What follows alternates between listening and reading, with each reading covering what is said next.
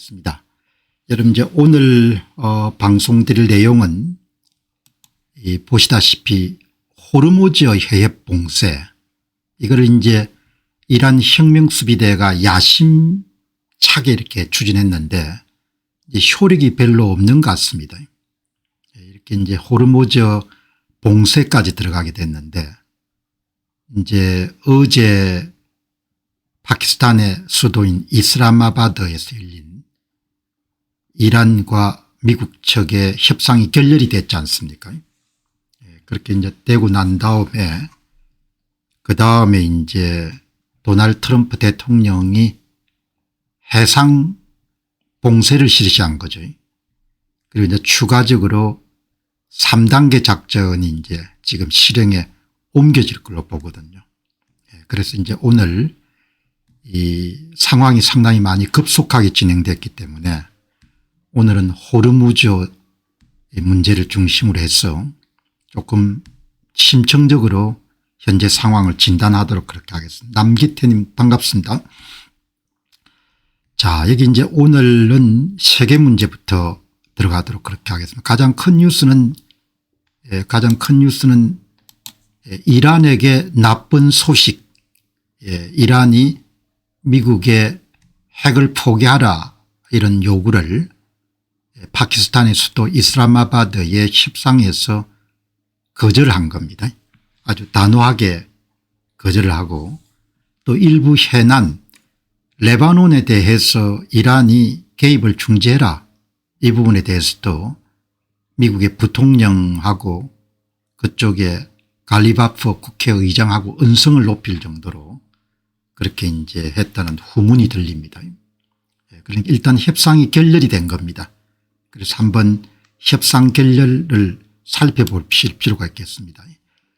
21시간 30분, 정치적 고위급 회담은 8시간, 분과별 기수회의는 13시간, 그렇게 해서 정치적 고위급 회담에서는 이제 호르무즈 개방권, 그다음에 레바논 이슈, 여기서 아마 이제 언쟁이 높아졌던 모양이네요.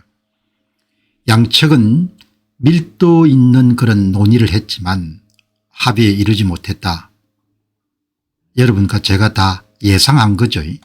21시간 30분 정도 밤샘 토론까지 이렇게 이어졌는데 결국 이제 결렬이 된 겁니다. 이제 앞으로 하루 이틀 지나면서 이란 측이 태도 변화가 있을까 이렇게 이제 지켜볼 필요가 있겠는데, 어쨌든 파키스탄의 수도인 이슬라마바드에서 열린 그런 협상은 파키스탄 측이 노력했음에도 불구하고 결렬이 된 겁니다. 가장 중요한 것은 이제 핵 문제였습니다. 핵 문제.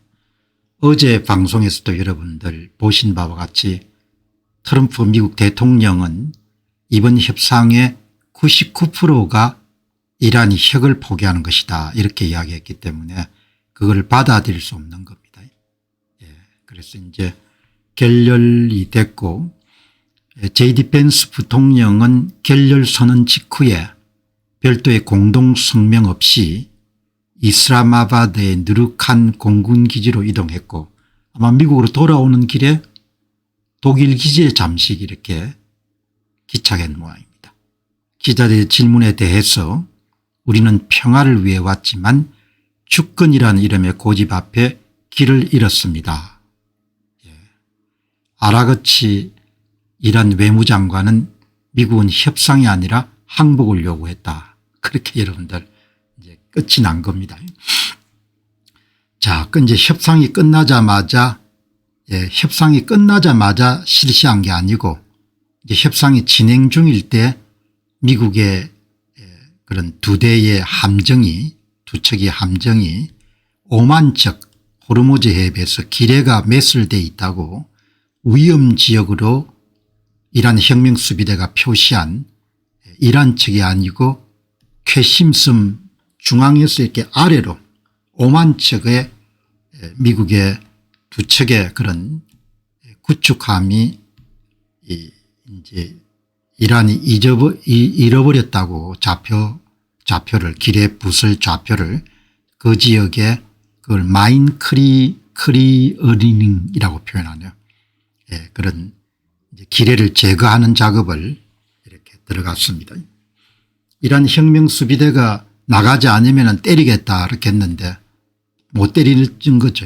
그리고 이제 이 함정들은 다 레이더망 같은 게 있어 가지고 대함 탄도미사일을 막을 수 있는 장비들이 다 돼 있으니까 그렇게 해서 이제 일단 그렇게 됐습니다. 예, 그래서 이제 시장에서 아마 배럴당 5에서 한 7% 정도 이렇게 가격이 올랐는 모양이네요. 예, 그러나 이제 이 트럼프 대통령은 다른 대안들을 꾸준히 생각해 왔기 때문에 대형 수송기들이 중동 내 주요 기지로 추가 군수물자를 이동하는 그런 것들이 그러니까 전쟁이 이제 격화되기 전에 대부분 수송기들이 이동하지 않습니까? 그게 일종의 선행지표인데 이제 그 선행지표들은 비행기 수가 많이 이제 대서양을 건너가 이동하는 거죠. 그렇게 이제 오늘 보시면 좋겠습니다. 결렬의 결정적인 그런 원인은 이제 호르무즈 해협 통제권 포기를 하라. 당신들 땅이 아니지 않느냐. 그게 국제법상 영해니까 당신들 땅이 아니지 않느냐. 공해니까 당신들 영해가 아니지 않느냐. 호르무즈 해협 통제권을 포기해라. 그다음에 우라늄 농축 중단 확약해라. 두 가지가 큰 쟁점이었던 모양입니다. 그러니까 이게 이제 받아들일 수 없다. 받아들일 수 없으면 죽는 수밖에 없는 거죠. 강자가 규칙을 정하고 약자는 지키는 거지 않습니까? 두 가지 호르무즈 해협 통제권 포기 거부, 우라늄 농축 중단 확약 거부 이 두 가지입니다. 이제 현재 여전히 휴전 상태는 2주간 지속되고 있고 그리고 뭐 완전히 결렬된 것은 아니고 미국 벤스 부통령은 우리가 제시한 안이 최종이자 최선의 제안이다. 파이널 앤 베스트 오파다. 그렇게 이제 테이블 위에 남겨두고 떠난 겁니다. 그렇게 해서 이제 이 마치고 나서 떠나기 전에 벤스 부통령이 잠시 이제 이렇게 이야기하는 내용입니다. 여기 보시면은 이란 측과 여러 건설적인 논의를 했습니다. 그게 좋은 소식입니다. 나쁜 소식은 우리가 합의에 도달하지 못했다는 것입니다. 그리고 저는 이것이 미국보다도 이란에게 훨씬 더 나쁜 소식이라고 생각합니다. 그들은 우리 조건을 받아들이지 않기로 선택했습니다. 선택에 대해서 당연히 이제 책임이 따르는 거죠. 세상 일이 살아가는 것이 어려운 것이 선택을 하면 책임이 따르지 않습니까? 간단히 말해서 우리는 이란이 핵무기를 추구하지 않겠다는 것 그리고 핵무기를 빠르게 만들 수 있는 도구를 추구하지 않겠다는 명확하고 적극적인 약속을 볼 필요가 있습니다. 우리는 여기서 매우 간단한 제안을 가지고 떠납니다. 우리가 이란 측에게 남긴 제안이 최종적이고 최선의 제안입니다. 이란이 이를 받아들일지 지켜보겠습니다. 이란이 받아들이지 않으면은 그러면 이제 뭐 그냥 죽는 거죠. 딴 거 없는 거죠. 세상 일이 여러분들 선택하면은 책임지는 거죠. 다른 게 없지 않습니까? 그렇게 해서 이제 오늘 이렇게 협상이 결렬이 됐다라는 말씀을 하고 다음 주제는 이란이 아주 건방진 인간들인 거죠. 레바논이 주권을 갖고 있는 국가지 않습니까? 레바논에 대해서 폭격을 하라 마라 이런 것은 본인들이 다른 나라 주권에 침해할 이유가 없는 거죠. JD 펜스 부통령이 아주 야무지게 이름 따졌네요. 레바논이 네 나라냐 이렇게 물은 겁니다. 네 나라냐고. 갈리바프 이란 국회의장이 우리가 여러분들 책임지고 잘 살펴야 된다.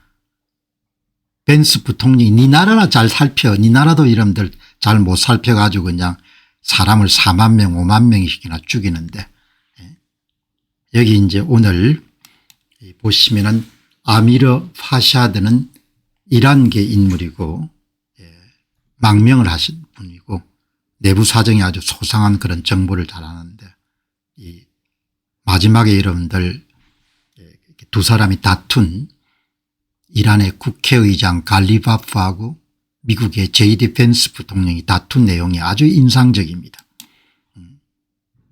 트럼프는 이스라엘 공화국과의 협상은 무의미하며 유일한 길은 전쟁뿐이라는 사실을 구체적이고 실질적으로 이해시키기 위해서 이란 전쟁에 반대했던 펜스 부통령을 협상장에 보냈습니다. 어젯밤 늦은 대면 대화에서 펜스 부통령은 이란 측의 대표인 칼리바프 국회의장에게 당신들은 레바논에 개입할 권리가 없다. 레바논은 정부가 있는 독립국가다. 이렇게 말했습니다. 그러자 이란 측을 대표하는 칼리바프 의장은 아니 레바논은 우리의 책임이다. 이렇게 답했습니다. 이에 대해서 펜스 부통령은 당신들은 오직 당신들 나라에 대해서만 책임이 있을 뿐이다. 이렇게 일괄했습니다. 폭스뉴스를 비롯한 여러 매체는 이 논쟁과 분쟁이 무력 충돌 직전까지 에스컬레이션에 격화됐지만 결국 쿠슈누의 개입으로 상황이 종료됐다고 보도했습니다. 아주 그냥 간단하게 읽고 넘어갈 수가 있는데 여러분들 여기에서 펜스 부통령하고 갈리바프 사이에 오간 내용이 주권 국가에 대한 타국의 개입 이런 문제와 관련해 대단히 중요한 거죠. 레바논은 독립국가입니다. 그래서 레바논에 이란이 개입할 그런 권리가 없는 겁니다. 그럼에도 불구하고 갈리바프는 레바논 내부에 점령지를 선척해 가지고 레바논 남부에 10만 명 정도의 그런 헤즈볼라를 육성하고 있는 겁니다.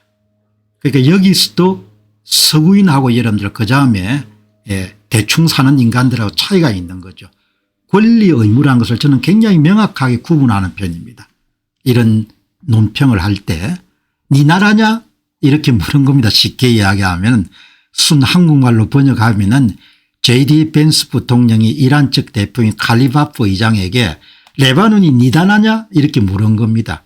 그러니까 칼리바프가 내 나라는 아니지만 우리가 책임져야 된다 이렇게 하는 겁니다. 그러니까 JD 펜스 부통령이 네 나라 제대로 챙겨라 이놈아 이렇게 이야기한 겁니다. 그렇게 여러분들 정리하면 되는 겁니다. 그러니까 엉망진창입니다.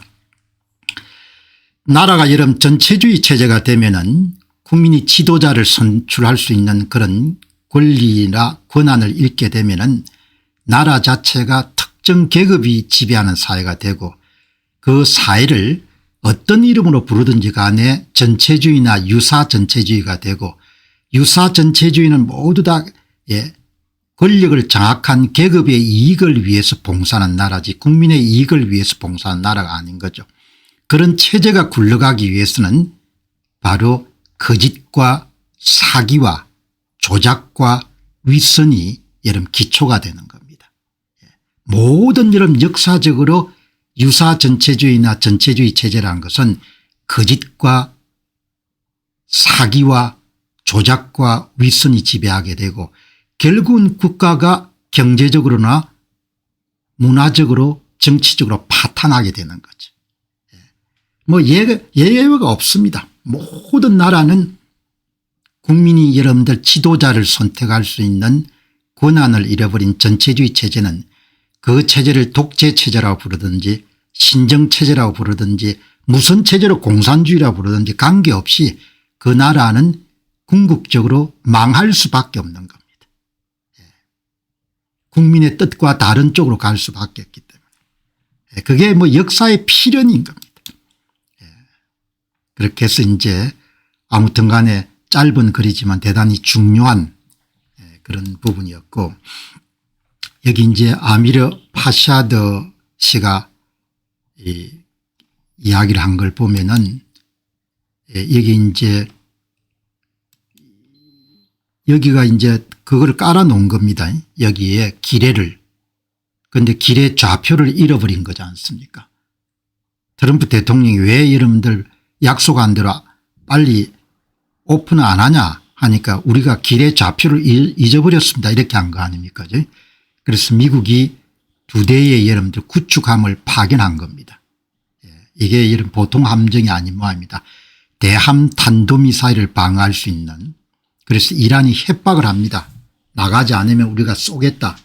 그런데 진짜 여러분들 이 대함 탄도미사일 방어 체계를 갖추고 있는, 그러니까 이 바다에 깐 그런 기뢰죠. 기뢰 제거 작업에 참전한 2대의 구축함에 만일 미사일을 발사하게 되면 그때는 이제 죽는 거죠. 그때는 그냥 죽이는데, 이제 이란 혁명수비대가 겁이 나가지고 위협만 하고 그냥 다른 조치는 취하지 않았습니다. 여기 이제 오늘 이란계 아미르 파샤드 분이 이야기한 부분 가운데 하나가 이슬람 공화국은 사실상 호르무즈 해협에 대한 통제권을 상실했습니다. 미군 부대가 이제 2척의 함대가 여기에 이런 호르무즈 해협에 캐슘섬 이런 밑부분까지 이렇게 와가지고 작업을 하는데, 기뢰 제거 작업을 하는데 아무런 대응 조치를 못 취하는 겁니다. 그거를 두고 여기에 아미르 파샤드 씨가 뭐라고 이야기하는 거 아닙니까? 미 중부 사령부 소속 소해함 최소 3척이 이슬람 공화국이 위험구역으로 간주하는 바로 그 지역에서 기뢰 제거 작업을 받고 있는데, 위험만 하지 아무런 조치를 취하지 못하기 때문에 사실상 이슬람 공화국이 호르무즈 해협에 대한 제해권, 통제권을 상실했다, 그렇게 보는 겁니다. 그러니까 미국의 해군력이 워낙 막강하기 때문에 그냥 말로만 뻥치고 그다음에 아무 조치를 취하지 못하는 겁니다. 그런데 트럼프 대통령은 전쟁 준비에 상당히 여러분들 수위를 높이고 있습니다. 그러니까 미국의 수송기들이 대서양을 건너는 그런 이제 운항 일정이나 그런 부분들을 상태를 추적하는 그런 항공 관련된 그런 사이트에서 정보들이 많이 이렇게 공중 보급은 거의 군사행동의 선행 지표입니다. 트럼프 대통령이 빠르게 움직일 것으로 예상합니다. 회담이 실패로 돌아간 이후에 많은 미군 화물 수송기들이 중동으로 향하고 있습니다. 전쟁이 다시 시작될 수 있을 것 같습니다. 그렇게 이제 여러분들 보시면 좋겠습니다. 이란 봉쇄는 실질적으로 이란 혁명수비대가 물리적 군사력을 지금 다 잃어버린 상태이기 때문에 말로는 호르무즈 해협을 봉쇄할 수 있지만 실질적으로 봉쇄 효력을 발휘하기는 어렵습니다. 이란 봉쇄는, 그리고 이란의 호르무즈 해협을 여러분들 봉쇄하겠다는 것은 실제로 봉쇄하지 않을 때 그 카드가 위력을 가지는 겁니다. 그런데 실제로 봉쇄에 들어가게 되면은 그 카드는 부작용이 너무 크고 위력이 없어지는 겁니다.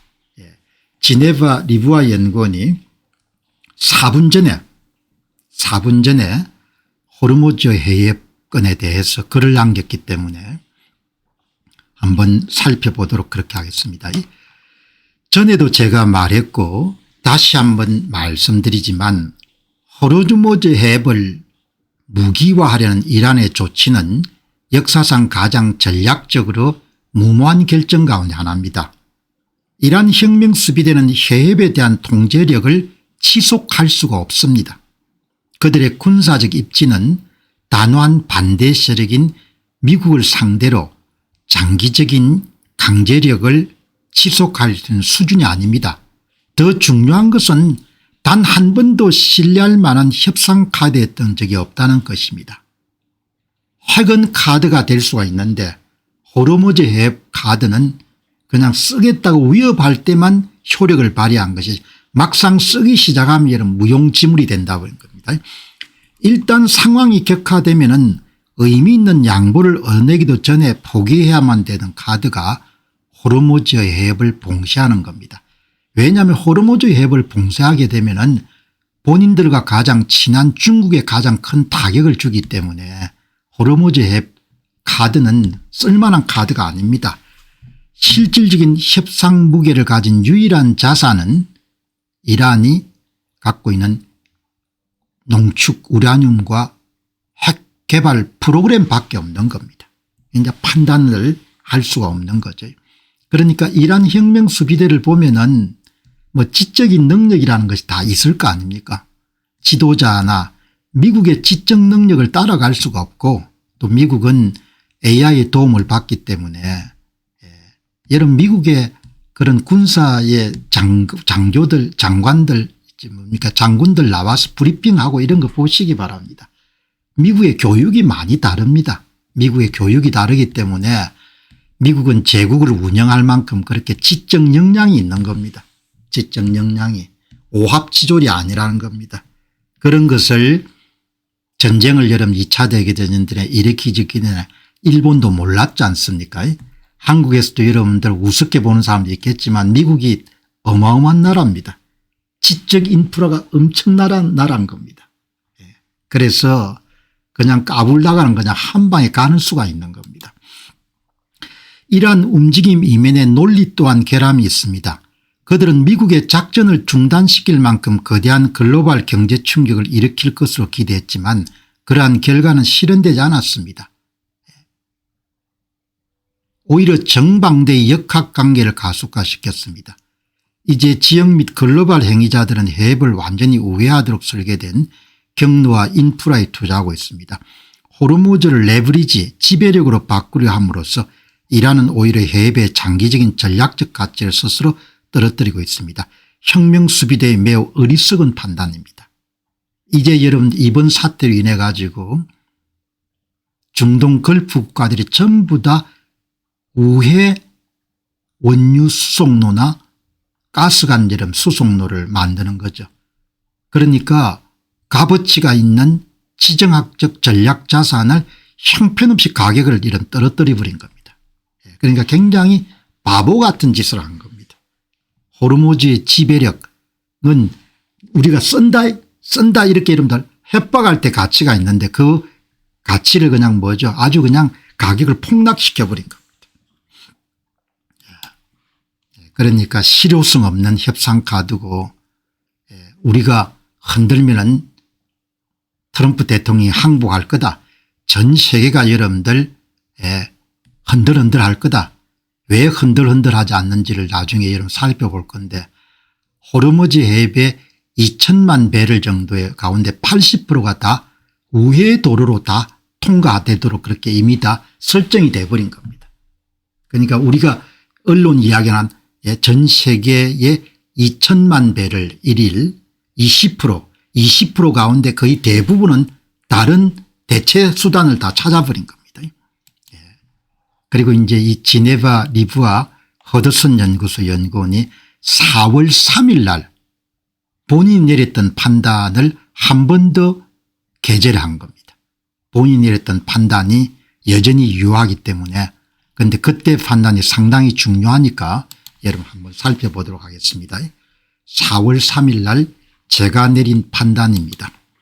혁명수비대는 호르무즈 해협 봉쇄라는 도박을 건 겁니다. 그리고 본인들이 그 도박에서 이길 수 있다고 생각한 겁니다. 그런데 완전히 본인들이 기대한 것하고 역효과가 난 겁니다. 이란 혁명수비대가 호르무즈 해협을 봉쇄함으로써 걸프 국가들이 전부 다 미국하고 힘을 합쳤고 걸프 국가들이 중장기적으로 다른 운송로 개발에 나선 겁니다. 그러니까 이란 혁명수비대가 호르무즈 해협의 전략적 가치를 바닥을 내버린 겁니다. 호르무즈 해협의 전략 가치는 협박할 때 가치가 있는 것이고 그것을 직접 사용하게 되면 그렇게 똥값이 된다는 거죠. 그리고 중국이 가장 큰 타격을 받는 겁니다. 호르무즈 해협을 봉쇄하게 되면은 미국이나 유럽 국가가 타격을 크게 받는 게 아니고 아시아 국가들 중국 인도 일본 한국이 크게 타격을 받는 겁니다. 그 나라를 대상으로 해서 전쟁을 거는 거하고 똑같은 거죠. 그러니까 호르무즈 해협 봉쇄는 이란 혁명수비대에게 아무것도 가져다 주지 못했다. 패착을 둔 거죠. 그다음에 시간을 끌면은 트럼프가 손을 들 거다 이렇게 했는데 그런데 전혀 여러분들 도널드 트럼프 대통령 자신이 호르무즈 해협의 전략적 가치를 그냥 내려 깔아버린 겁니다. 우리는 별로 신경 쓰지 않겠다. 동맹국들이 나서가 다 지켜라 이렇게 해버린 겁니다. 그리고 그 시간을 끌면서 지휘계통이 막대한 인적 손실과 그다음에 물리적 그런 군사 자산들이 손실이 된 겁니다. 지휘 통제 계통의 핵심이 타격을 받고 부대 보충과 무기들이 충원되지 않는 상황에서 시간을 벌 수 있는 것은 아닙니다. 그러니까 이스라엘을 그런 전력을 지난해 여름 과소평가한 것과 마찬가지로 미국을 우습게 본 거죠. 미국을. 그렇게 해서 이번에는 그리고 트럼프는 확전할 준비가 되어 있습니다. 그리고 이번에는 더더욱 협상 결렬을 전 세계인들이 이란 측의 문제가 심각하구나 것을 보였기 때문에 확전에 대한 명분을 더 축적하게 된 겁니다. 도널드 트럼프 미국 대통령은 장전 완료한 겁니다. 본인이 그렇게 이야기합니다. 모든 준비가 다 돼 있다. 모든 준비가. 트럼프 대통령이 이렇게 장문의 글을 쓴 것은 처음인 것 같습니다. 어마어마하게 긴 장문의 글을 쓴 겁니다. 이게 1시간 전입니다. 트럼프 대통령이 장문의 글을 입장이 왜 안 나오나 이렇게 여러분들 궁금했는데 이란의 시간 지연 작전은 이번에 안 통할 듯합니다. 위니님 말씀이 옳을 것 같습니다. 긴 글을 쓴 겁니다. 트럼프 대통령이 조금 길지만 빠르게 여러분들 한번 보시죠. 이란은 호르무즈 해협을 개방하겠다고 약속했지만 고의로 그렇게 하지 않았습니다. 이것으로 인해 전 세계 많은 사람과 국가들이 불안과 혼란, 고통을 겪었습니다. 이란은 해군과 대부분의 기뢰 부스럼이 완전히 폭파되었음에 불구하고 물속에 기뢰를 설치했다고 말합니다. 설령 그렇다고 하더라도 어떤 선주가 그런 위험을 감수하려고 하겠습니까? 이란과 그곳에 남은 지도자들의 평판에는 큰 불명예와 영구적인 손상이 가해졌지만 우리는 그 모든 단계를 넘어섰습니다. 그들이 약속한 대로 이 국제 수로를 신속하게 개방하는 절차를 시작하는 것이 좋을 것입니다. 그들은 모든 법을 위반하고 있는 겁니다. 약속을 위반한 것이고 국제법을 위반한 거죠. 저는 파키스탄의 아심 무닐의 원수와 쉐바즈 샬리프 총리의 친절하고 유능한 지도력 하에 이슬라마바드에서 열린 회담에 대해 JD 펜스 미 부통령과 스티브 위트코프 특사 제럴드 쿠슌으로부터 모든 보고를 받았습니다. 그들은 매우 뛰어난 인물들이며 인도와의 끔찍한 전쟁이 될 법한 상황에서 3천만과 5천만 명의 목숨을 구한 것에 대해서 제게 계속해서 감사를 표하고 있습니다. 미국이 중재해서 인도하고 여러분들 파키스탄 사이에 휴전을 가져온 거죠. 이란과의 회담은 이른 아침에 시작되어 밤새도록 20시간 가까이 이어졌습니다. 구체적인 성과에 대해 자세히 말할 수도 있지만 단 한 가지 중요한 사실이 있습니다.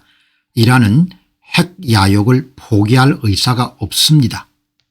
이란은 핵 야욕을 포기할 의사가 없습니다. 그래서 여러분들 맞아야 되는 겁니다. 죽도록 여러분 터져야 되는 겁니다.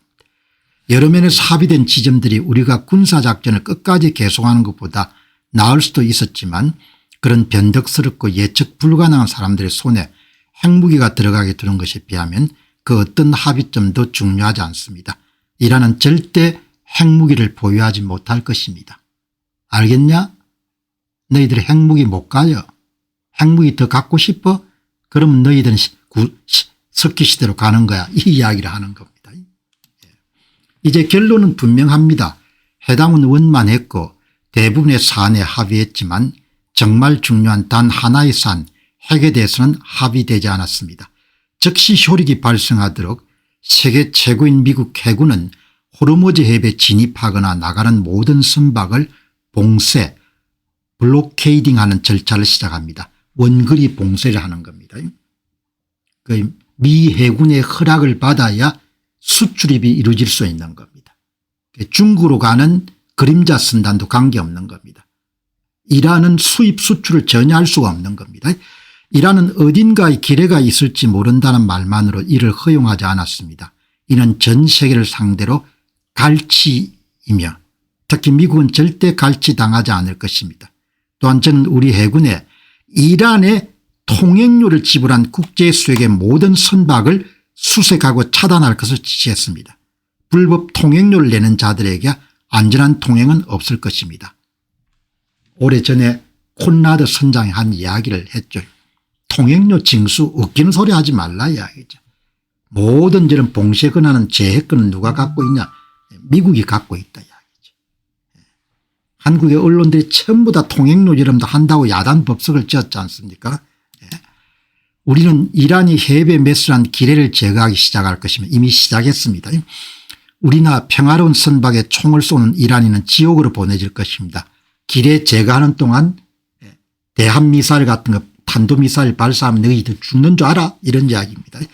이란은 이미 황폐해진 자국의 상황을 끝낼 방법을 누구보다 잘 알고 있습니다. 그들의 해군과 공군은 사라졌고 대공망과 레이더는 무용지물이고 호메니와 대부분의 지도자는 죽었습니다. 이번에 하메니죠. 이 모든 것은 그들의 핵야욕대입니다. 봉쇄는 곧 시작될 것입니다. 다른 국가들도 이 봉쇄에 참여할 것입니다. 이란이 돈과 핵을 위해 벌리는 이 불법적인 갈취 행위로 이득을 보게 두지 않을 것입니다. 추가로 적절한 순간에 우리는 완전히 장전 완료 상태입니다. 장전 완료. 락히드 앤 로디드. 우리 군은 이란에 남은 마지막 것들을 끝내버릴 것입니다. 어마어마하게 여러분들 강한 이야기인 거죠. 최후 통첩을 한 겁니다.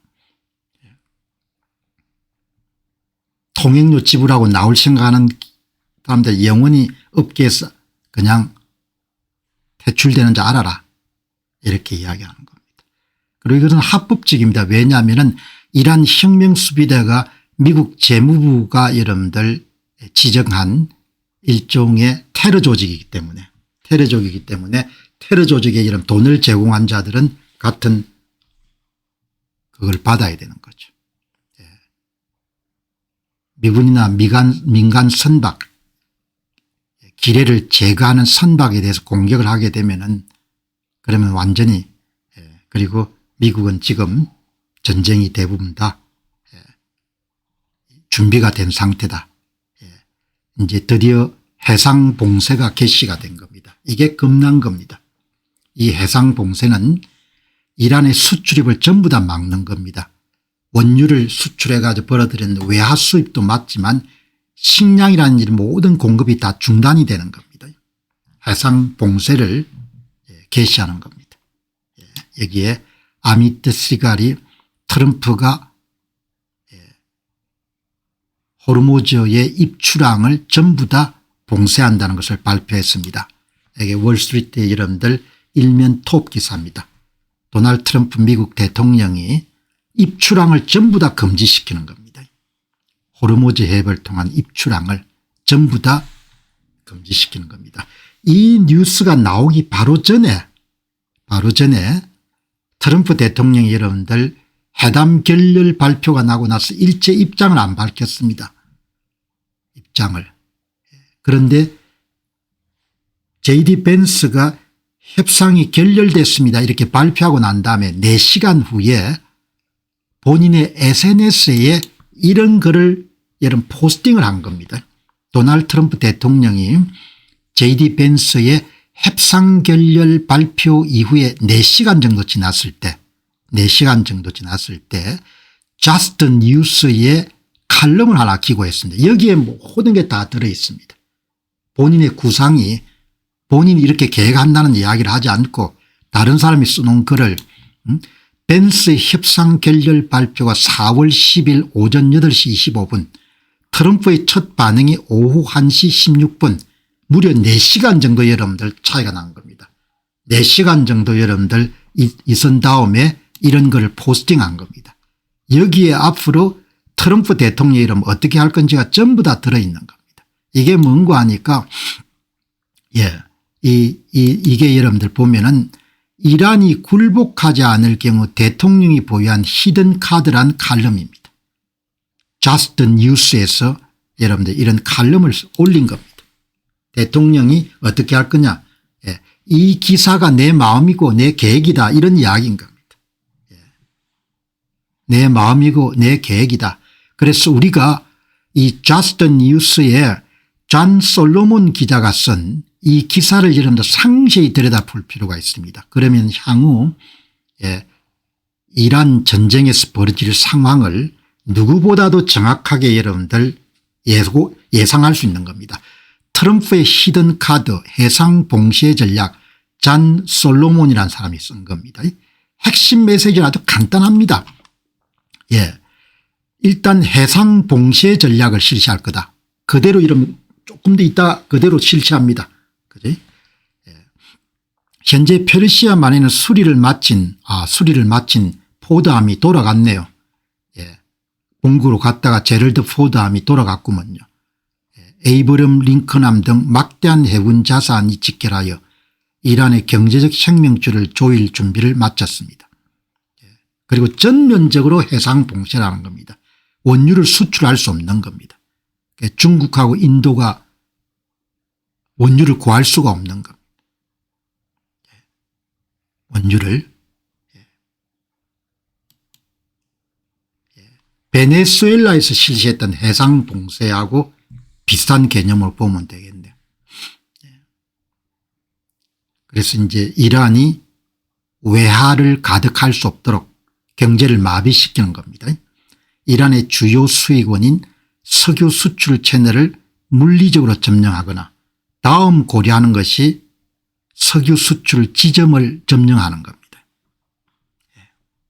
그러니까 해상 봉쇄 그리고 이제 석유 수출 채널인 카르크섬 점령, 이란산 석유의 주요 구매처인 중국과 인도의 공급망을 차단함으로써 이 두 나라가 여러분들 압박을 가할 수 있도록 가장 큰 고객이니까 그렇게 이런 보는 겁니다. 트럼프는 그가 명시한 대로 테헤란을 석기시대로 폭격해버리거나 이미 흔들리고 있는 이란 경제를 조이기 위해 성공적인 봉쇄 전략을 재현할 수 있습니다. 이미 이제 실행에 옮긴 1단계는 원거리 해상 봉쇄, 다음은 카르크섬 점령, 다음은 전면적인 공중 공격을 통해 가지고 이란 인프라 해체, 그렇게 볼 수가 있는 겁니다. 그 세 가지를 지금 이제 고려하고 있는 겁니다. 이란이 완강하게 버틴다면 미 해군은 강력한 해상 감시망을 구축해서 호르무즈 해협을 오가는 모든 것을 지켜볼 것이며 오만 입구의 좁은 구역을 지나려면 미 해군의 허락을 받아야 될 것입니다. 미 해군의 허락을 받지 않고선 다닐 수 없게끔 만들겠다는 거죠. 그리고 우리가 카르크섬의 인프라는 보존하되 물리적 통제력을 장악하게 된다면 이란의 석유와 경제에 대한 목줄을 쥐게 될 것이고 언제까지? 핵을 포기할 때까지 그렇게 보는 겁니다. 3단계 작전을 구사할 것 같다. 이런 내용을 협상이 결렬된 게 공식적으로 발표되고 4시간 후에 이거를 여러분들 쿼터한 거죠. 여기 대통령의 마음이 다 들어있는 겁니다. 자, 그럼 여기서 이제 우리가 지금까지 여러 번 다뤘지만 미 해군의 원거리 봉쇄 전략이라는 것이 얼마나 위력적인가. 그러니까 실질적으로 호르무즈 해협에 의한 제해권은 이란이 갖고 있는 것이 아니라 미 해군이 갖고 있는 겁니다. 미 해군이. 그지?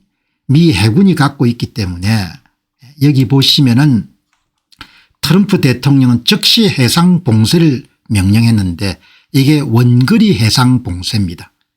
예. 트럼프는 이란이 호르무즈 해 통행료를 받는 선박을 국제 수역에서 차단하고 이란이 살포한 기뢰를 제거하는 명령을 내렸습니다. 이것은 이란 석유 수출을 사실상 차단하는 경제적 숨통 전략입니다. 수출을 할 수 없게 만드는 겁니다. 이 원거리 봉쇄 전략이 갖고 있는 힘을 가장 일찍 정확하게 내다본, 그러니까 우리가 가장 이 분야에 정통한 실력이 있는 그런 전문가를 찾아야 되는 겁니다. 그러니까 여러분과 저는 상당한 행운합니다. 전 세계에서 가장 문제를 정확하게 보는 분이 존 콘라드 오셰입니다. G캡탈의 캡틴의 CEO이고 본인 자신이 여러분들 선장인 존 콘라드 씨가 가장 정확하게 전 세계 언론이 호르무즈 통행세를 가지고 그냥 흥분할 때 정확하게 내다보면 웃기는 소리 하지 말라 이야기죠. 호르무즈 해협을 통과해 가지고 인도양을 진출하려면은 아프리카 연안을 따라 가지고 내려가려면 유럽으로 가려면은 반드시 미 해군의 영향력 하에 들어가는 겁니다. 아시아로 가든지 유럽으로 가든지 미 해군이 납포할 수 있거나 검색가 임금하거나 이렇게 하면 여러분들 다 갈 수가 없는 거예요. 이 문제를 가장 먼저 여러분들 본 사람이 이 콘라드입니다. 콘라드. 그러니까 이 보시기 바랍니다. 여러분 지도를 보시면은 지금 이제 아마 세대가 있을 겁니다. 제럴드 포드함, 아브람 링컨함, 그다음에 이제 조지 W 부시함 세대의 여러분들 항공모함이 파견되어 있는데 이 보시기 바랍니다. 여기가 이제 아라비아해인데 여기 좁은 길목을 통과해서 나오면은 이게 다 미국 함정의 이름 영향력 하에 들어가는 겁니다. 여기에. 이게 아라비아해에 대부분 다 항공모함들이 포진해 있지 않습니까? 원거리 봉쇄를 하는 겁니다. 수출입이 전부 다 중지가 되는 겁니다. 원거리 봉쇄 전략, 영어 표현은 distant blockade.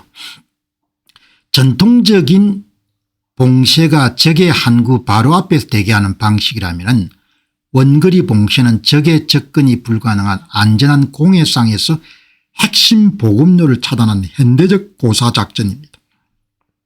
미 해군은 선박 식별장치와 위성감시를 통해 이란과 거래하는 모든 선박을 추정합니다. 미군에 의해서 위험선박으로 분류되는 순간 글로벌 해상보급 가입이 불가능해져 물리적 타격을 하지 않더라도 선박 운항을 완전히 중단시킬 수가 있습니다. 정권을 다 갖고 있는 겁니다. 보험하고 그다음에 해군력을 갖고 있는 겁니다. 여기서 여러분들 딱 포진하고 있는 겁니다. 아라비아에서 포진하고 있어 가지고 길목을 이름 잡고 있으니까 허락을 받지 않고서는 다닐 수가 없는 거죠. 에이브램 링컨 항모전단, 제럴드 포드 항공전단, 조지 W 부시 아마 항공모함이 같이 들어가 있을 겁니다. 이란 해군이 해협 밖으로 나오는 순간 즉각 선밀할 수 있는 원거리 정밀 타격 체계를 갖추고 있고 그다음에 이란 혁명수비대는 테러 단체이기 때문에 이란 혁명수비대 통행료를 납부한 선박은 수색 및 차단 대상이 될 수 있는 거죠. 임금이라고 하네요. 인터딕션, 주권이 맞지 않는 공해상의 선박을 임금할 수 있는 권한을 갖고 있는 겁니다. 원유 수출이 90% 차단되는 겁니다. 지금도 흐득흐득 하는 거죠. 이번에 여러분들 협상장에 앉았을 때 뭐라고 했습니까? 제발 이란 자산 270억 달러 동결하고 있는 것 돌려달라 그거지 않습니까? 동결 자산 돌려주고 레바논의 헤즈볼라 공격 중단하고 두 가지 조건이 충족되면은 우리가 협상장에 들어가겠다. 그렇게 버티다가 협상장에 일단 들어왔지 않습니까? 그게 뭔 말인가 하니까 돈이 급하다는 겁니다. 돈이 없다는 겁니다. 돈이 어디 땅 팔 수 있겠습니까? 돈이 없는 겁니다. 이란은 호르무즈 해협 내 기뢰를 깔며 저항하려 했지만 미 해군은 호르무즈 해협 밖에서 들어오고 나가는 모든 문을 잠가버림으로써 이란을 거대한 육지 감옥에 가두는 효과를 냈습니다. 연합군에 참여하는 이 봉쇄작전은 국제법상 불법 무장단체에 의한 해적행위 방지 명분을 내세워 이란의 반경 명분을 차단합니다. 그리고 이번에 협상 결렬 과정을 전 세계 사람들이 지켜봤기 때문에 전쟁 명분도 그리고 이제 원거리 해상 봉쇄 명분도 확실히 이런다 확보한 거죠. 이 문제를 가장 정확하게 본 사람이 존 콘라드 선장인 겁니다. 다른 사람은 전혀 못 봤습니다. 왜? 현장을 잘 모르니까. 존 콘라드 선장의 분석대로 미 해군은 물리적 가력 하드파워와 금융보험 통제권 소프트파워를 결합한 원거리 봉쇄를 통해 이란의 생명줄을 쥐고 있습니다.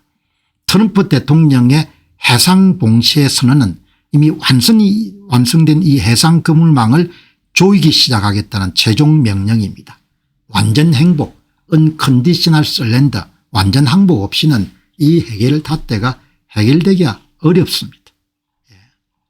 어렵고 이미 이제 이란 혁명수비대는 겁을 먹은 거죠. 왜냐하면은 이미 미중부 사령부에서 기뢰 제거를 위해 가지고 5만 인근의 여러분들 기뢰 제거함을 파견했지 않습니까?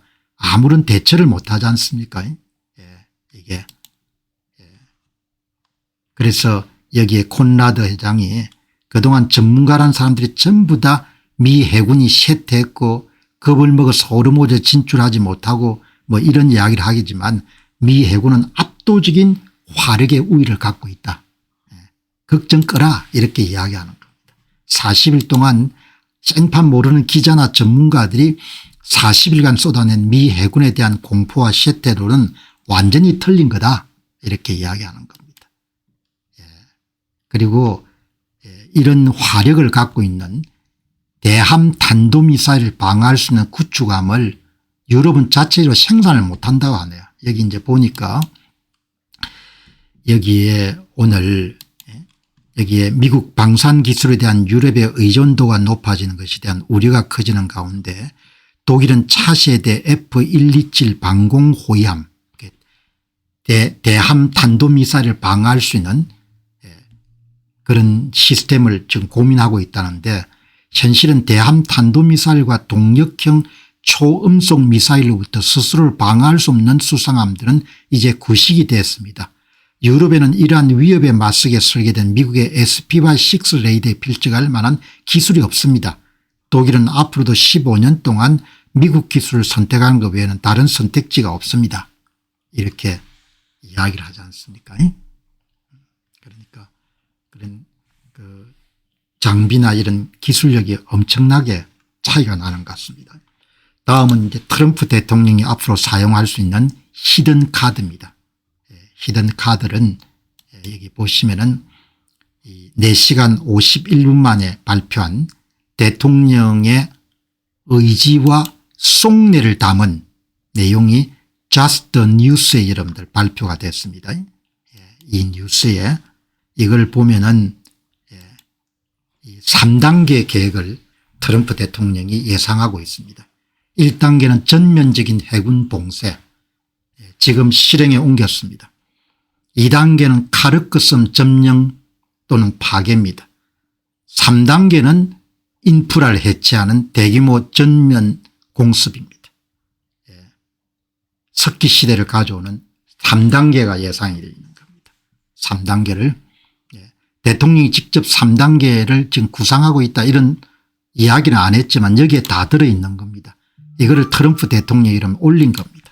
3단계를 트럼프의 협상 결론 이후의 선택 원거리 봉쇄 카르크섬의 점령 그리고 인프라 해체 대규모 파괴 이 세 가지인 겁니다. 이 세 가지를 지금 선택하고 있는 겁니다.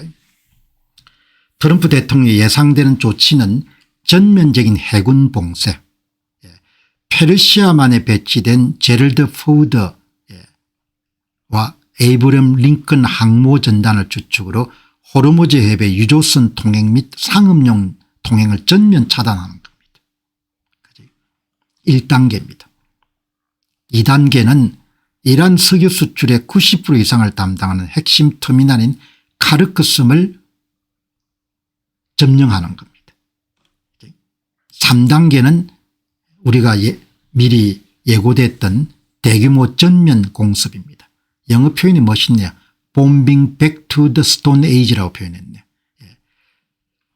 봉쇄 조치에도 이란이 굴복하지 않거나 군사적 반격을 가할 경우에 이란 전역의 핵심 인프라와 군사시설, 에너지시설에 대해서 석기시대 수준의 전면 공습을 단행합니다. 3단계 이런 조치가 지금 준비가 되어 있는 겁니다. 3단계 조치를 부분적으로 실시할 수도 있고 단계별로 1단계 2단계 3단계 갈 수도 있고 아니면 여러분들 1단계 2단계를 먼저 실시하고 그다음에 3단계를 실시할 수 있고 또 아니면 3단계를 좀 동시에 여러분들 함께 실시할 수도 있는 거죠. 그거는 이제 뭐 싸움을 진두지휘하는 사람들이 그걸 하겠죠.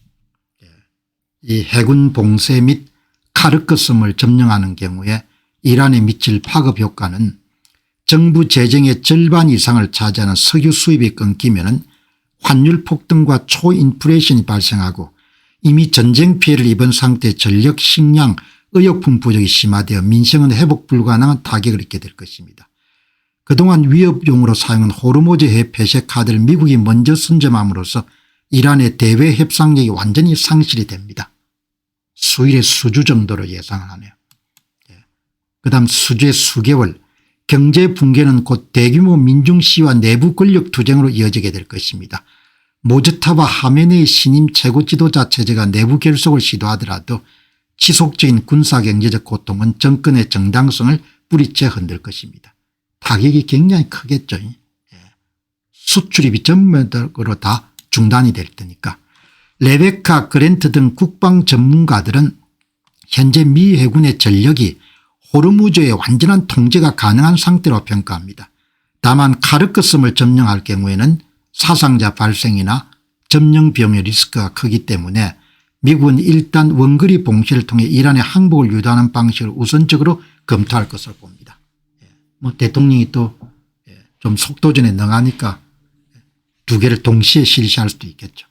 자, 그러면은 전문가들은 트럼프 대통령이 단계별 1단계 쓰고 2단계 쓰고 3단계를 쓸 건지 아니면 1단계 2단계 3단계를 동시에 쓰니까 짧은 시간에 맞춰버릴 것인지 이런 부분에 대해서 궁금함을 가지기 때문에 우리가 한번 여러분들 조사를 해볼 필요가 있을 것 같습니다. 그러면 여기서 피력한 세 가지 조치를 어떻게 여러분들 실시하겠느냐. 트럼프 행정부의 대이란 3단계 압박 전략을 한번 우리가 살펴볼 필요가 있을 것 같습니다. 보시면은 1단계는 해군 봉쇄, 2단계는 카르크섬 점령, 3단계는 대규모 전면 폭격에 들어가는 겁니다. 이것을 어떻게 구사할 것 같으냐. 단계적 실시도 가능할 것 같아요. 1단계 해보고 인항 반응 관청하고 2단계 3단계 이렇게 나갈 수 있는 겁니다. 그러니까 조치를 취하고 상대방의 반응이나 이런 걸 보면서 대응을 할 수도 있는데 그런데 가능성은 동시다발적으로 하지 않겠냐 이렇게 봅니다. 충격과 공포 속도전 1단계 봉쇄와 2단계 카르크섬 점령을 동시 진행하고 혹은 상황에 따라 가지고 3단계 이란 인프라에 대한 폭격까지 즉각 병행할 수 있다. 분할해서 이러면 할 수 있지 않습니까? 이스라엘이 있으니까. 이스라엘한테 여러분들 3단계 여러분 이스라엘 공군한테 3단계 이란의 발전소 시설하고 다리하고 석유화학단지를 폭격하라고 하면 야무지게 처리할 겁니다. 그러니까 지금 여기서 중요한 것은 미국 혼자 싸우는 것이 아니고 이스라엘이 3단계는 담당해 줄 테니까 1단계 2단계면 여러분 미국이 화력을 집중하더라도 어마어마하게 효과를 볼 수 있겠죠. 그지? 그러니까 트럼프 대통령 특유의 압도적 무력 과시와 기정사실화 전략에 여러분들 무게중심을 두는 걸 보면은 그러면은 세 가지가 여러분들 거의 동시 진행될 가능성도 무시할 수가 없을 것 같고, 그다음에 그러면 전쟁 시간을 줄일 수가 있지 않습니까? 전쟁 시간을.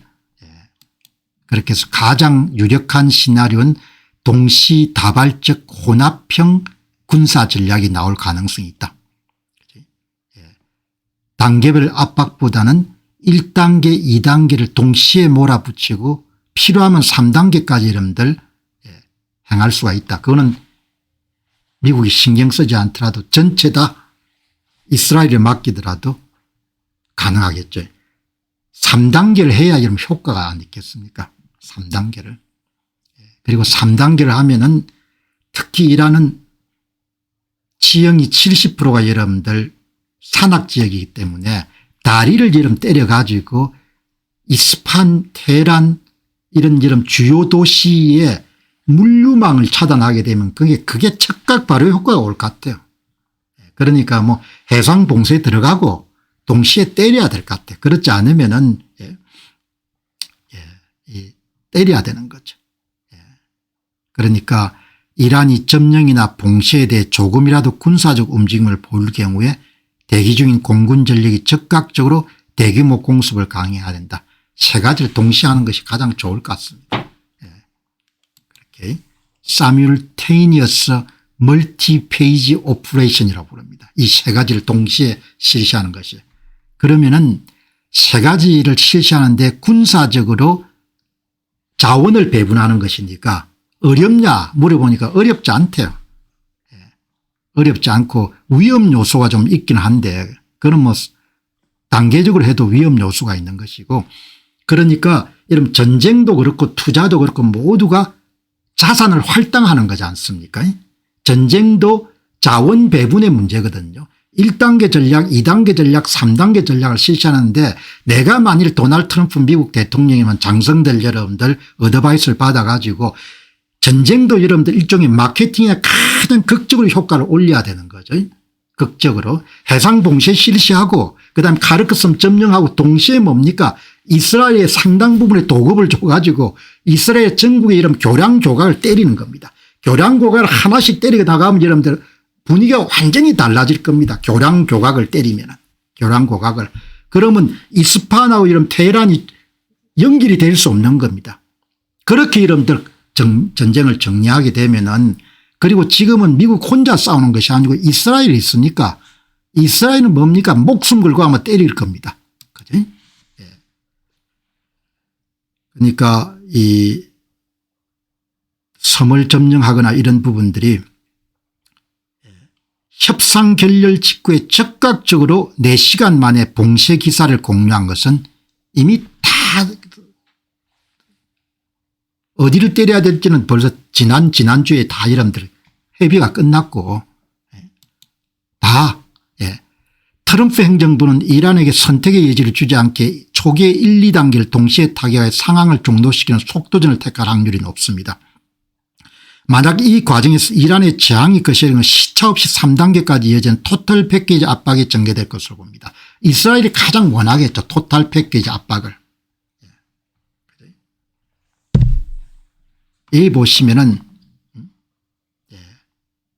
이제 이게 지도자가 다 선택을 해야 되는 거죠.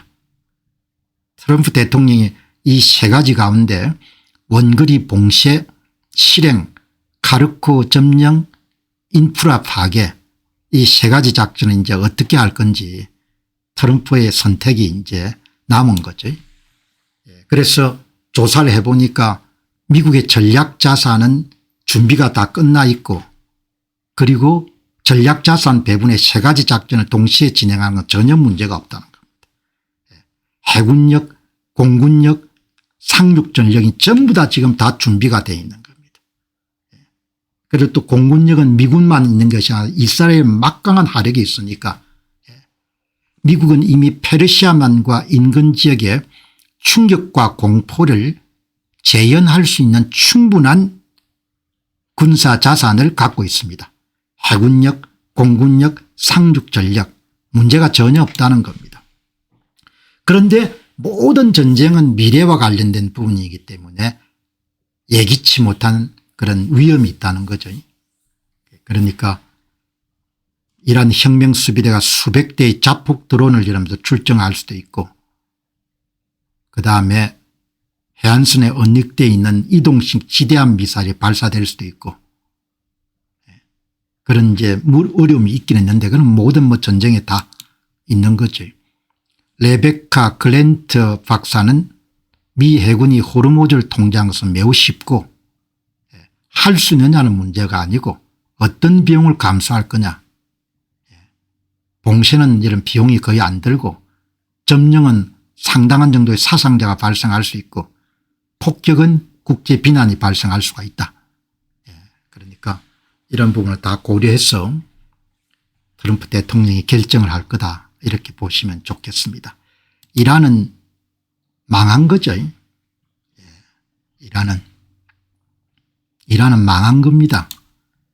지네바 리브아 연구원이 뉴욕 포스트에 여러분들 이제 준비가 탁 돼 있으니까 영어 잘하고 프랑스 잘하고 여러분들 아랍어 잘하고 하니까 준비가 다 돼 있으니까 이번에 진짜 뜬 전문가 가운데 한 사람은 지네바 리브아 허드슨 연구원입니다. 내가 처음에 소개할 때만 하더라도 별로 사람들이 주목을 못 받았거든요. 이제 계속 칼럼이 나오지 않습니까? 뉴욕 포스트에서 칼럼을 요구하는 건 사람들이 좋아하니까 글을 쓰니까 오늘 제가 기고한 뉴욕 포스트에 실렸습니다. 뉴욕 포스트는 대통령도 계속 보는 매체죠. 워싱턴은 모든 주도권을 쥔 채 카드입니다. 휴전 국면에 진입하고 있습니다. 군사적 의와 재정적 압박, 테헤란을 그들이 한때 동원하려 했던 아랍 세계로부터 고립시킨 지역적 구조가 그것입니다. 이에 대한 이란의 반응은 호르무즈 해협을 위협하는 것이었는데 이는 정권이 다른 모든 수단을 소진했을 때 마지막으로 손을 쓸 수 있는 최후의 레버리지입니다. 최후의 레버리지가 쓰는 겁니다. 그러한 위협은 강함의 증거가 아니고 절망의 척도를 뜻합니다. 앞으로 나타날 실체는 40년 전 저항거리를 시작했던 이슬람 공화국은 거의 닮지 않을 것입니다. 무엇이 남을지는 전적으로 테헤란이 트럼프의 조건을 수용하냐 여부에 달릴 것입니다. 언제 트럼프의 오파를 받아들일 것이냐에 따라 가지고 이란이 어떤 나라로 남을 것인지를 결정한다는 겁니다. 여기에 오늘 뉴욕 포스트에 실린 정권의 해체, 가시화된 이란의 군사적 패배, 이 여러분들 칼럼에 지네바 리브아 연구원 칼럼의 핵심 메시지가 여기 있는 모든 카드를 다 미국이 쥐고 있고 미국의 처분에 달려 있다는 겁니다. 그래서 여기 보시면은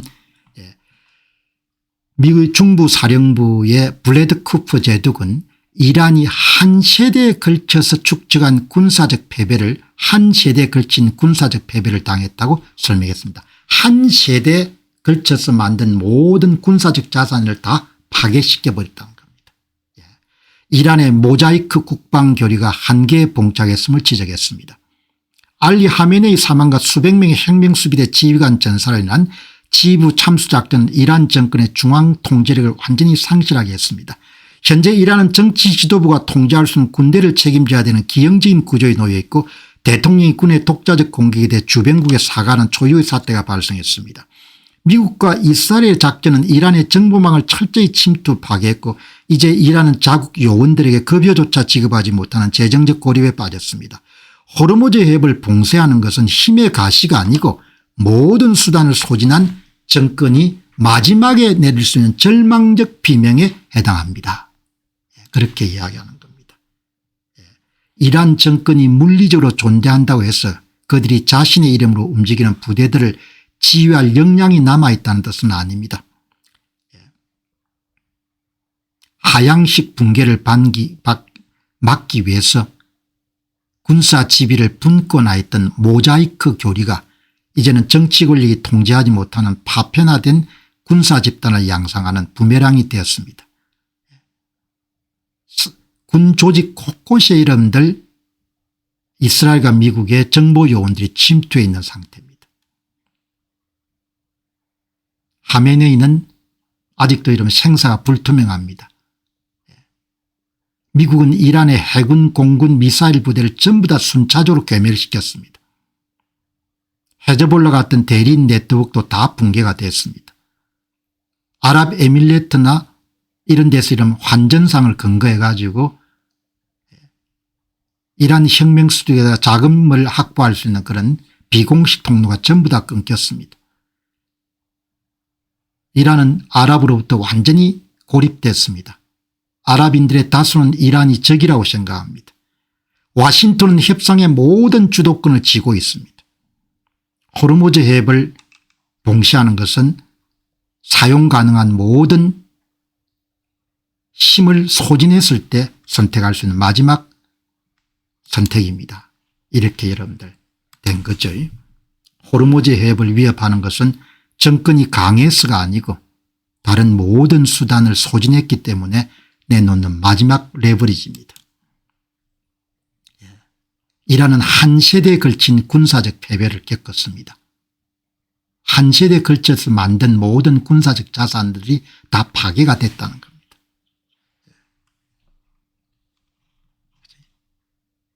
여기에 지네바 연구원이 또 쓴 글이 모자이크 교리, 땅이 넓으니까 중앙 여러분들 지휘체계가 붕괴됐을 때 각 지방의 여러분들 군단들이 자율적으로 움직일 또한 그런 모자이크 교리는 저항력을 각 지방 유상사령부에 수평적으로 분산시켰지만 혁명수비대의 기능적 부분들 해군 공군 미사일 군단 사이버 및 정보군 각각 별도의 공급망과 지휘구가 가진 독립 타일의 집합체입니다. 미국은 이런 부분을 하나하나씩 타결해 순차적으로 해체시켰고 중앙지부를 제거한 동시에 각 기능적 지주들을 하나씩 무력화시켰습니다. 중앙지조부의 여러분들 가장 절정은 3월 30일인가 있었던 벙커 폭파죠. 3월 29일입니다. 정확하게. 여기 이제 지네바 리부아 연구원의 최종 결론입니다. 핵을 포기해라. 이게 도널드 트럼프의 독약인 겁니다. 독약. 그걸 먹으면은 내부적으로 붕괴할 것이고 그걸 먹지 않으면 군사적으로 괴멸될 겁니다. 진실은 이렇습니다. 만약 이란 혁명수비대가 트럼프의 독약 처방을 받아들인다면 이란은 이슬람 공화국으로 존립을 멈추게 될 것입니다. 핵 이꼴은 이란 이슬람 공화국이니까.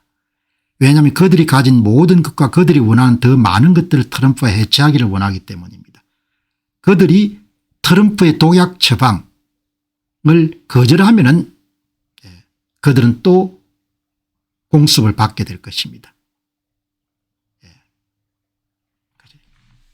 어느 선택을 하든지 간에 이제 끝났다는 이야기인 겁니다. 여러분 조금 쉬어가는 의미에서 지금 이제 대통령이 SNS에다가 이제 이스라엘 사람들이 들으면 조금 아주 많이 그렇게 기분이 상할 수 있는 글을 올려가지고 지금 이제 국제적으로 장안의 화제가 돼 있지 않습니까? 유대인들을 아주 섬세하게 대해야 되죠. 그리고 이제 안목이나 시야라는 것은 하루아침에 생기는 게 아니니까 권력을 잡았다고 해서 갑자기 무식해지지 않지 않습니까? 모르는 것은 그냥 언급 안 하는 게 좋은 거죠. 이런 아주 중요한 문제를 제가 볼 때도 좀 경솔하다라는 생각이 들 정도로 유대인 문제는 그리고 이제 그런 이 SNS 글을 보게 되면은 세계관이 조금 다르구나라는 생각을 많이 하는 겁니다. 이거 유대인들 이름들 잘못 건들면은 진짜 골로 갑니다. 세계 금융은 다 유대인이 쥐고 있는 겁니다. 그러니까 뭘 이렇게 완장 찼다고 뭡니까 폼 잡으니까 다 자기 것처럼 보이는데 엄청 조심해야 되는 겁니다. 돈 빌려준 사람 이름 주인이지 않습니까? 한국은 주인이 아닌 겁니다. 유대인 폄하를 하면 안 되는 거죠. 그렇다 이러면 유대인을 뭐 칭송하자는 이야기는 아니고 사실을 반듯하게 볼 수 있어야 되고 역사를 반듯하게 볼 수 있어야 되는 겁니다. 여기 이제 보시면은 지네바 리부아 연구원이 모로코 유대인입니다. 모로코 유대인. 여기에 오늘 이제 이렇게 글을 썼는데 이제 오늘 여러분 약간 쉬어가는 의미에서 우리가 이번 전쟁에 큰 도움을 지네바 리부아 연구원한테 우리가 받았지 않습니까? 저는 항상 여러분들 사람에 대한 관심이 많습니다. 사람에 대한. 그러니까 예를 들면 뭐 미국에서 여행을 하거나 이렇게 사람을 만나게 되면 항상 당신 조상이 어디서 나왔냐 어디서 왔냐 이런 게 굉장히 궁금해하는 겁니다. 그러니까 이거를 다루면서도 이 지네바 리부아 연구원이 모로코 출신의 유대인일 거다. 그런데 본인 유대인이라는 이야기를 안 하니까. 그죠? 유대인이라는 이야기를 안 하니. 그래서 오늘 여러분과 제가 시사 주제도 따라가지만 세상에 대한 좀 안목을 넓히는 차원에서 한번 공부를 좀 해보시죠. 여기에 보시니까 오늘 지네바 리부아 연구원이 사적인 이야기를 하나 올렸습니다. 친구들하고 해피 미누아 유대인들의 절기를 즐겼다는 게 나오고 여러분 여기에 이제 다윗의 별이 있고 이거는 뭔가 본인이 유대인이라는 겁니다. 그다음에 여러분 여기에 이건 모로코 국기입니다. 모로코 국기 이게 나오는 겁니다. 이걸 보고 이 사람이 진짜 모로코 유대인이구나 이렇게 평소 가졌던 이 보시죠. 지네바 리부아 연구원이 올린 해피 미무나 포스터와 모로코 국기 유대교 벨인 다윗 벨 이 이모지는 그녀가 모로코계 유대인 혈통임을 강력하게 시사합니다. 그렇게 이걸 마그레비 주라고 이렇게 부르는 모양이죠. 미모나는 유대교의 중요한 절기 중 하나로 6월절 다음 월요일인가 그런 모양입니다.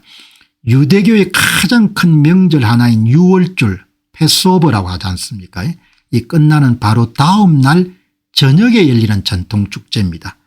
모로코 유대인 사이에 시작된 고유한 풍습이고 6월절 동안 금기시됐던 누룩이던 음식을 다시 먹을 수 있게 된 것을 축하하며 시작하게 됐습니다. 이런 게 나오는 겁니다. 6월절은 아시죠? 유대교에서 가장 중요하게 여기는 3대 절기 가운데 하나고 3500년 전 유대인들이 이집트 애굽의 노예 생활에 탈출해 자유를 찾은 출애굽 사건을 기념하는 날이지 않습니까? 아마 이번에는 4월 8일 4월 1일에 시작돼서 4월 8일에 끝난 모양입니다. 이게 여러분들 본인이 사적인 문제를 하나 이렇게 공개를 한 겁니다. 그래서 이제 확실히 알게 된 거죠. 이분이 모로코 유대인이구나. 모로코 유대인이구나. 그때 아마 유대인과 무슬림이 함께 어우러져 음식과 우정을 나누는 화합의 상징을 하는 그런 날인데 세계 역사를 보게 되면 유대인을 박해하거나 유대인을 쫓아낸 나라는 다 가난해집니다.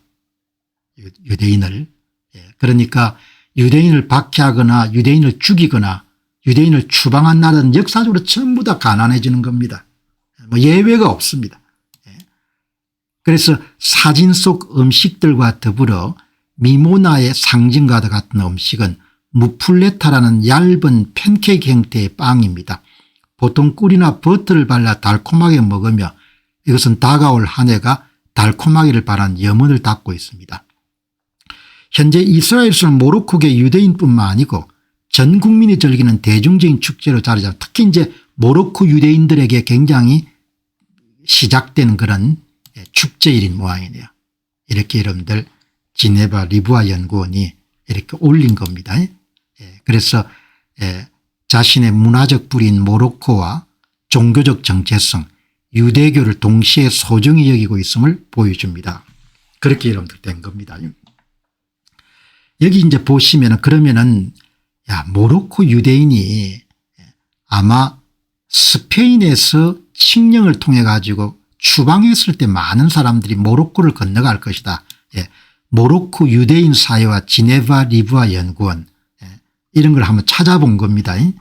여기 보시면은 모로코 유대인이 현재 1000명 정도밖에 없네요. 2000명 내외. 1940년하고 50년대는 25만에 35만이 됐네요. 이슬람권의 가장 큰 유대인 공동체가 모로코 유대인이었습니다. 대부분이 이제 이스라엘에 건국하면서 이스라엘로 가거나 프랑스로 가거나 캐나다로 가거나 미국을 간대요. 그래 지금 한 2,000명 정도 남은 겁니다. 그러니까 이제 이 모로코는 무슬림 국가인데 상당히 유대인들에게 관대했네요.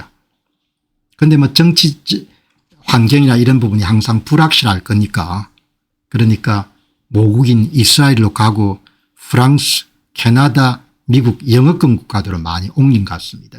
이 지네바 리부아 연구원은 이제 미국의 자리를 잡은 거죠. 예. 스페인과 포르투갈의 추방 사건은 모로코 유대인 역사의 결정적 분기점이었습니다. 예. 토착 유대인을 모로코에 이미 오랫동안 살아있던 유대인을 토샤빔이라고 그러고 그다음에 1492년 스페인의 알함브라 침령하고 1496년에 유대인 추방령에 따라가 여러분들 모로코로 건너간 그런 유대인을 메고라심이라고 부르네요. 메고라심.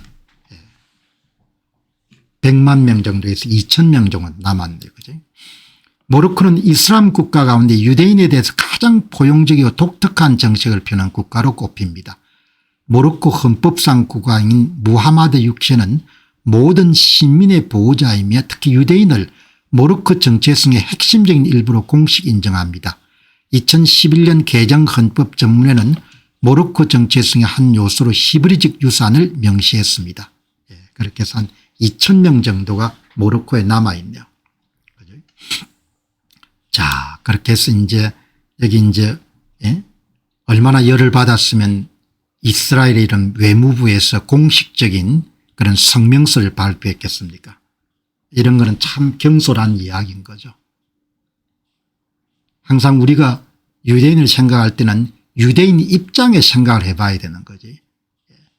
팔레스타인이 왜 여러분들 이번에 문제가 생겼습니까?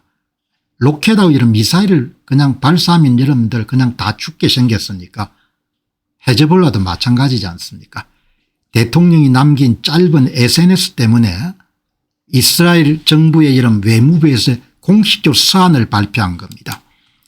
이스라엘의 홀로코스트 추모인 전자에 유대인 학살을 하찮게 여기는 발언을 포함한 한국 대통령의 발언은 용납될 수 없으며 강력한 규탄을 받아 마땅합니다. 외교부가 발표한 문서에서 강력한 규탄 용납될 수 없으며 이런 표현을 안 쓰거든요. 이게 보시면은 그냥 스트롱 컨뎀네이션 정도가 아니고 스트롱도 이런 부족해 가지고 워런트라는 표현을 또 쓴 겁니다. 그죠? 얼마나 이 사람들이 이름들 그냥 분노했으면은 유대인 학살을 하찮게 여기는 발언을 포함한 한국 대통령의 발언은 용납될 수 없는 강력한 규탄을 받아 마땅합니다. 그냥 웃고 넘길 일이 아닌 겁니다. 유대인들한테 잘못 보면 이러면 진짜 나중에 이러면 진짜 곤란한 겁니다. 외환위기 때도 여러분들 다리를 낳았던 사람이 다 유대계통의 금융자본들이 도와준 거 아닙니까? 대통령은 어떤 이상한 이유에서 이제 2024년의 이야기를 끄집어내요. 이것을 현재 진행 중인 사건인 것처럼 허위로 제시한 가짜 개정을 인용하는 선택을 했습니다. 이 개정은 이스라엘에 대한 반이스라엘 허위 정보와 거짓을 퍼뜨리는 것으로 악명이 높습니다. 언급된 사건은 이스라엘 군인들의 생명에 대한 직접적이고 즉각적인 위협에 직면해 있던 시기에 테러리스트를 상대로 작전을 수행하던 발생한 일입니다. 해당 사건은 2년 전에 이미 철저히 조사됐고 해결됐습니다. 하지만 우리는 이 사건의 중심에 있었던 테러리스트에 대해서는 대통령으로부터 단 한마디도 듣지 못했습니다. 당신이 이스라엘 사람들이 겪는 고통에 대해서 한 번이라도 여러분들 동감을 표현한 적이 있냐, 그 이야기인 겁니다. 제가 심히 걱정하는 것은 중동 문제를 볼 때는 역사적 연역이라든지 상대방이 겪고 있는 고통을 깊게 이해하려고 노력해야 되는 겁니다. 그렇지 않으면 진짜 이건 국제적인 문제가 되는 겁니다. 지금 미국이 이러면 이스라엘을 더 믿겠습니까? 한국을 더 믿겠습니까? 예? 미국이 누구를 더 믿겠습니까? 미국이 일본을 더 믿겠습니까? 한국을 더 믿겠습니까? 미국이 이스라엘 더 믿겠습니까? 여러분들 한국을 더 믿겠습니까?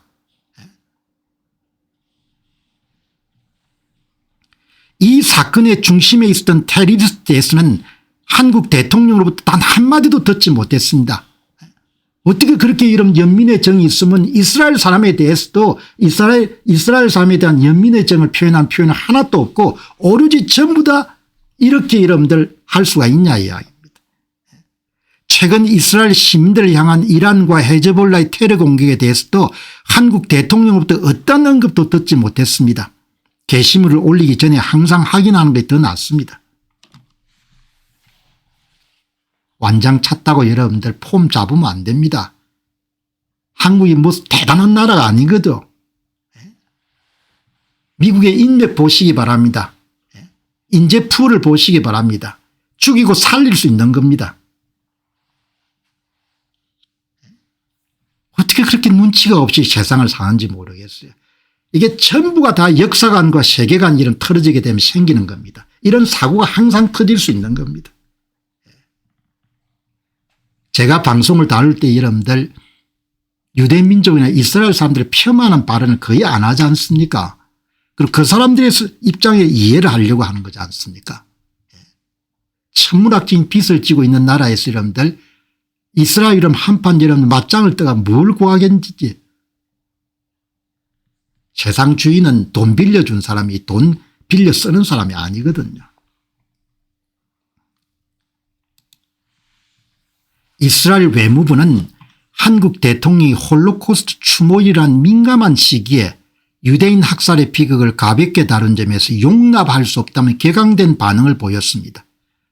한국 대통령이 유대민족의 역사적 고통에 매우 무심하다는 점을 직접적으로 지적한 것입니다. 대통령이 인용한 정부와 반이스라엘 성향의 가짜뉴스 계정에 나온 것임을 명시하며 국가 지도자의 정보 확인 소홀을 꼬집었습니다. 이스라엘 군의 과거 작전을 비난하면서도 이스라엘 시민을 겨냥한 이란과 헤즈볼라의 실질적인 테러 위협에 대한 침묵하고 있는 한국 대통령의 이중적인 태도를 강력히 비판하고 있습니다. 조심해야 되는 겁니다. 제가 이스라엘 문제를 자주 다루는 것도 잘 이해를 해야 된다는 겁니다.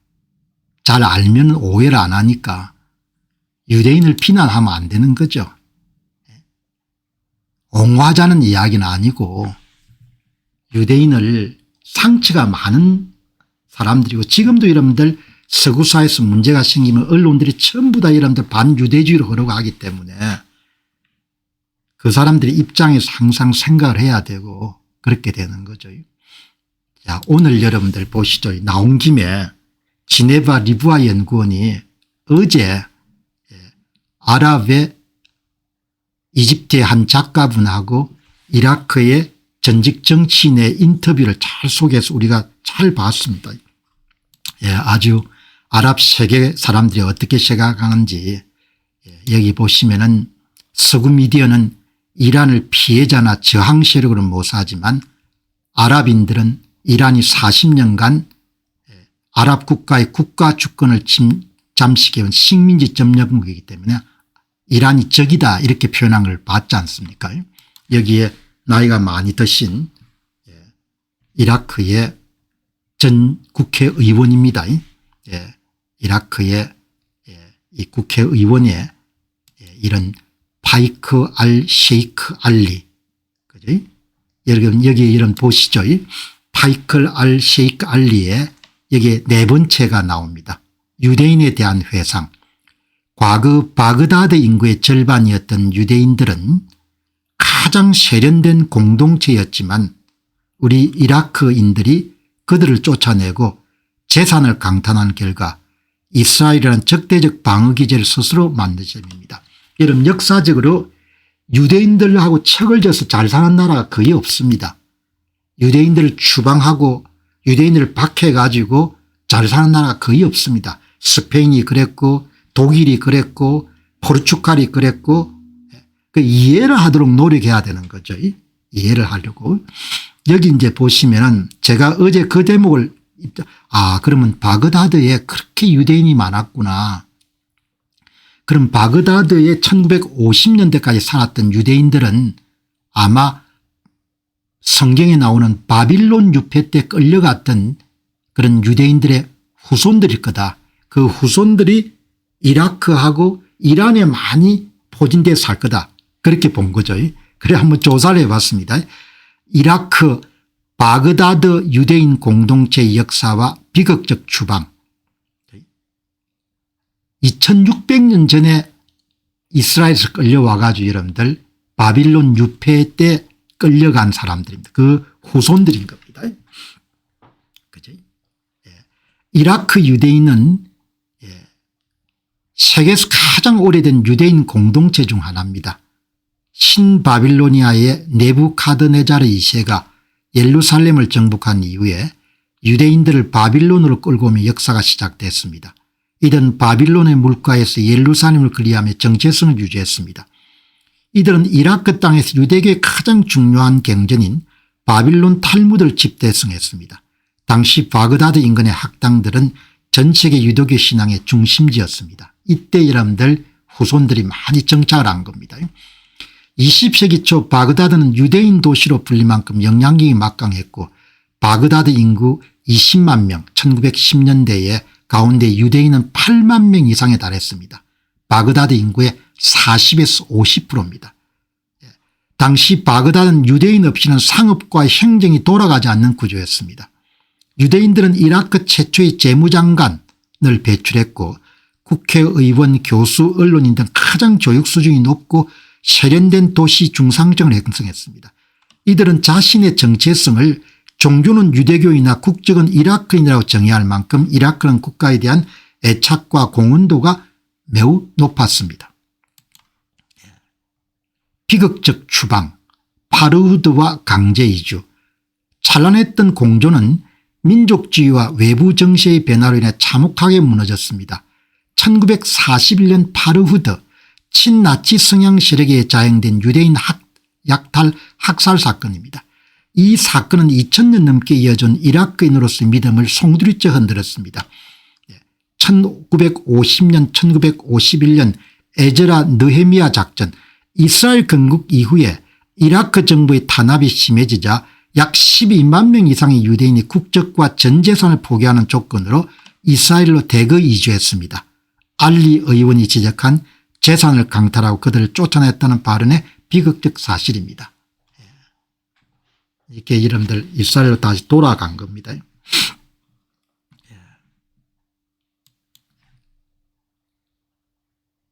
그렇게 이제 좀 쫓아낸 겁니다. 그 나라가 갖고 있는 가장 높은 지적인 인적 자원들을 다 쫓아낸 거죠. 다 가난해집니다. 이렇게 쫓아내고 나면은. 그 다음에 여러분들 며칠 전에 테헤란의 시나고그 유대교 회당이 여러분들 폭격을 받았습니다. 이 며칠 안 됐습니다. 4월 7일 날, 그러니까 바로 휴전선언 되기 전에 이런 이스라엘 방위군이 사과 성명을 냈죠. 유대교 회당의 제거 목표의 고위직들이 대거 이런 포진되어 있고 유대교 회당을 지휘본부로 쓰고 있다는 정보를 입수해 가지고 그렇게 때린 겁니다. 그래서 이스라엘 방위군 측에서 그런 테헤란의 유대인들에게 사과하는 그런 성명을 발표했죠. 테헤란 시나고그 폭격과 이란 유대인 공동체 위기, 여기 보시면은 4월 7일 새벽에 발생한 사건입니다. 80년 역사에 라피니아 시나고그가 파괴됐는데 그냥 때린 게 아니고 여기가 이란군 고위지휘본부로 확인됐고 그다음에 이란 수뇌부가 유대교 회당은 안 때리니까 그 주변에 이렇들 그냥 은거했다는 그런 정보를 가지고 때린 거죠. 여기 보시면은 이란은 전성기에 1979년 이슬람 혁명 전에 8만 명의 10만 명 정도 유대인들이 있었네요. 이 조상들도 바빌론 유폐 때 끌려온 사람들일 겁니다.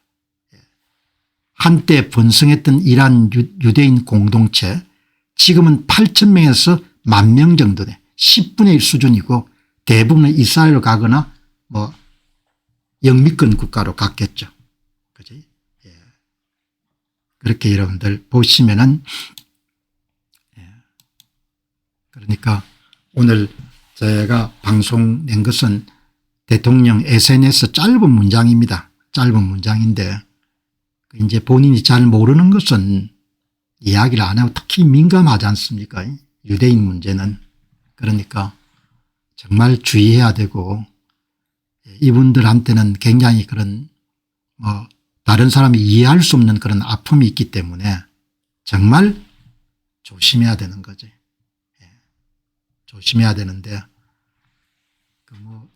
그것도 하필 또 의도가 있었던 건 아니겠지만 그런 홀로코스트 기념일 추모일 앞두고 이렇게 문제가 생겼으니까 이번에 크게 이제 이거는 큰 사건입니다. 이런 이 정도로 제가 용어를 이스라엘의 외무성에서 이렇게 여러분들 격한 표정을 그 이야기는 글을 쓴 사람이 어떤 뜻으로 했던지 간에 이스라엘이 너무나 이런 분격했다는 겁니다. 이거는 있을 수 없는 거죠. 그죠? 자, 여기 이제 오늘 보시고 쉬어가는 의미에서 트럼프 대통령을 좋아하지 않는 사람도 많고 한국의 언론 논조들은 굉장히 좀 심하죠. 심한데 여기 보시면은